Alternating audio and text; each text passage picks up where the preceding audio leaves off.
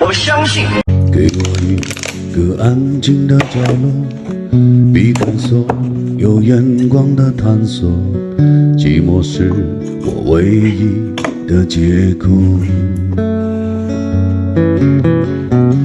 经过多年颗粒的漂泊，面对无数陌生的面孔，像个归宿找不到理由。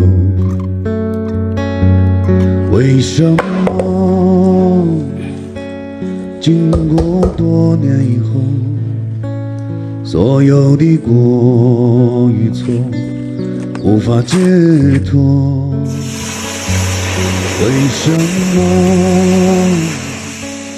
经过多年以后，得失的过程如此冷漠？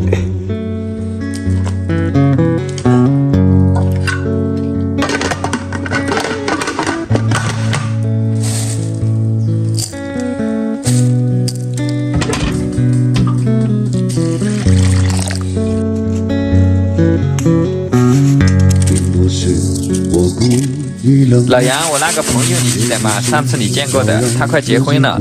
这么快，什么时候有了对象？就上回啊，我介绍他去探探玩，没几天就和一个女生在一起了，长得老好看了，还很贤惠。有空我让他带女朋友来玩玩。好啊。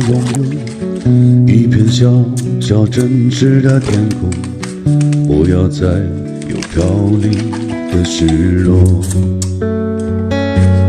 为什么经过多年以后，所有的爱与恨不能淡薄？